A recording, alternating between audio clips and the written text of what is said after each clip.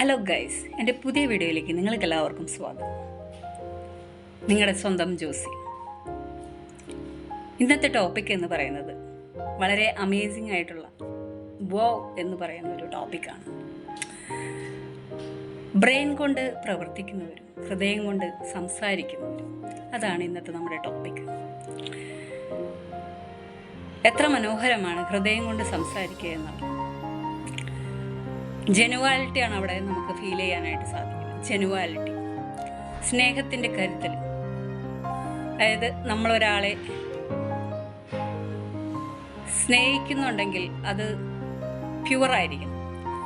ആ പ്യുവറിലാണ് നമ്മുടെ ഐഡൻറ്റിറ്റി ഇരിക്കുന്നത്. ആ സ്നേഹം, അതായത് ആ സ്നേഹിക്കുന്ന വ്യക്തിക്ക് മാത്രമായിട്ടുള്ളതാണ്. അത് വേറൊരാൾക്ക് നമ്മൾ പകർത്തു കൊടുക്കാൻ പറ്റുന്ന ഒരു പ്രവൃത്തിയല്ല. ലോജിക്ക് ശരിയാവില്ല, മനസ്സിലാക്കാം. ഈ ബ്രെയിനിൻ്റെ ഒരുമാതിരി കളിക്കുന്ന ആൾക്കാർ, ബ്രെയിൻ എന്താണ് നമ്മുടെ തോട്ട്. അതായത് ഒരു ഉദാഹരണം പറയാം. പലരും പറയും, മോഹൻലാലിൻ്റെ ഒരു ഇത് ഞാൻ പറയാം, ഒരു തമാശ.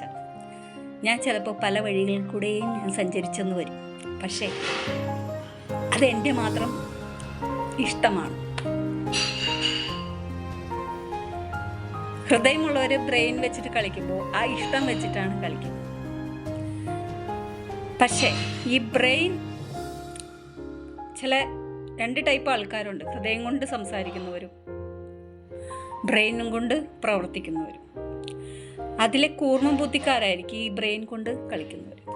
അവരൊരാളുടെ മുമ്പിലും അവരെ സൊസൈറ്റി, അതായത് ആ സമൂഹത്തിന് മുമ്പിൽ അവർ നല്ല വ്യക്തികളായിരിക്കും. അവർക്ക് മറ്റുള്ളവരെ അവരുടെ ഫീലിങ്സ് ഒന്നും മനസ്സിലാക്കേണ്ട ഒരു കാര്യവുമില്ല. ഞാൻ ഈ 2-3 തലത്തിൽ കൂടെ കടന്നു വന്ന ഒരു വ്യക്തിയാണ്. അപ്പം അതുകൊണ്ട് എനിക്ക് വേഗം മനസ്സിലാക്കാനായിട്ട് സാധിക്കും. നമ്മളെ വിളിച്ചിട്ട് ചിലർ പറയും, നമുക്കൊന്നും അറിവില്ല,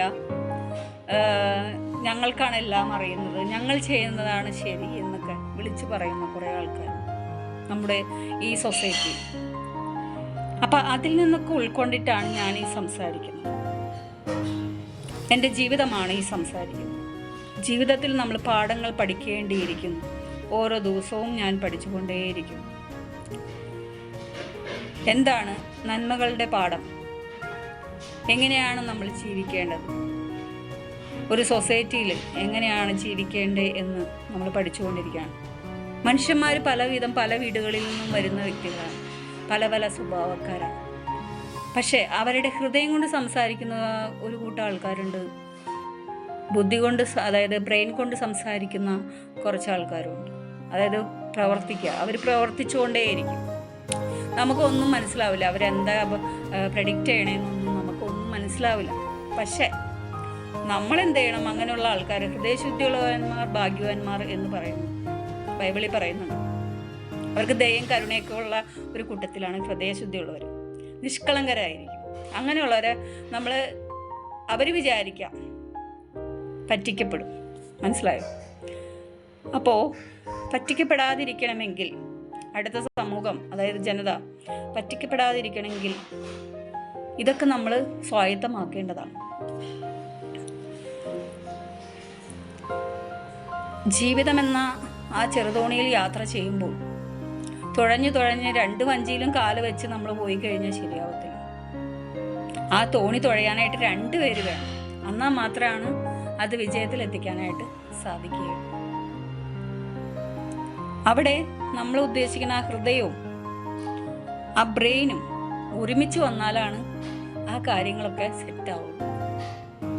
അത് നമ്മൾ മനസ്സിലാക്കി പ്രവർത്തിക്കണം. അപ്പോൾ അവിടെ ഒരു ഈക്വാലിറ്റി കീപ്പ് ചെയ്യാനായിട്ട് സാധിക്കും.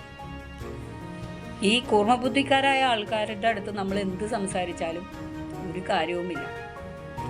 എന്നുവെച്ചാൽ അവർ പിടിച്ച മുയലിന് 4 ചെവി എന്ന് പറയുന്ന ഒരു തട്ടിലായിരിക്കും അവരിയ്ക്കുന്നത്.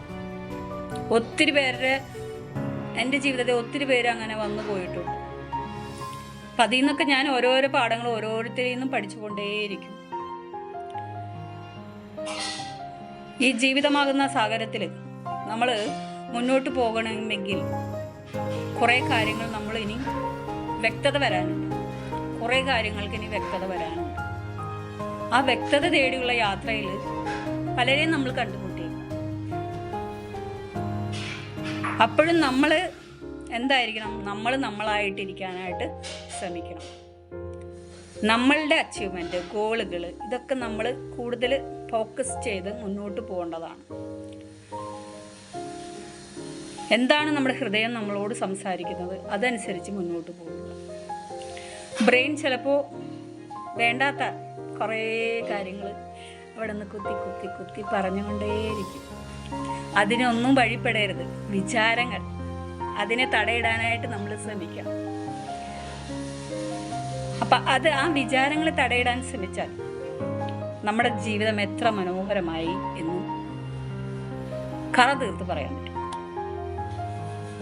ആ വിചാരത്തെ ഹോൾഡ് ചെയ്യണം. ആ വിചാരത്തെ ഹോൾഡ് ചെയ്തിട്ട് ഹൃദയം അത് മനസ്സിലാക്കി പ്രവർത്തിക്കുകയാണെങ്കിൽ എല്ലാം പെർഫെക്റ്റായി. Perfect, very very perfect. അതാണ് നമ്മളിൽ ജീവിതത്തിൽ കൊണ്ടുവരേണ്ട ഒരു ലക്ഷ്യം.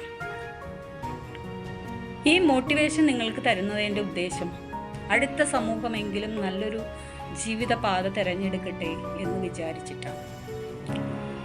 ഈ സോഷ്യൽ മീഡിയ, ഈ പ്ലാറ്റ്ഫോം ഞാൻ തിരഞ്ഞെടുത്തതിൻ്റെ ഉദ്ദേശം അതാണ്. എനിക്ക് സോഷ്യൽ മീഡിയയിൽ വർക്ക് ചെയ്യാൻ ഇഷ്ടമുള്ളൊരു വ്യക്തിയല്ല. ഇന്നേ വരെ നിങ്ങളെന്നെ കണ്ടിട്ടും ഉണ്ടാവില്ല. പക്ഷേ എൻ്റെ ജീവിതമാകുന്ന ആ കഥയെടുത്ത് നിങ്ങൾക്ക് മുമ്പിൽ ഞാൻ പ്രസൻറ്റ് ചെയ്യുകയാണ്. This is present life.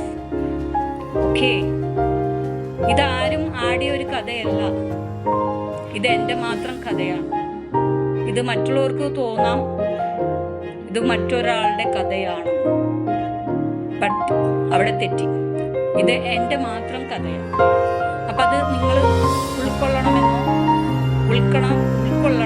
എന്നാൽ മാത്രമാണ് നമുക്കൊരു പുതിയ വ്യക്തികളായിട്ട് സമൂഹത്തിൽ ഇറങ്ങി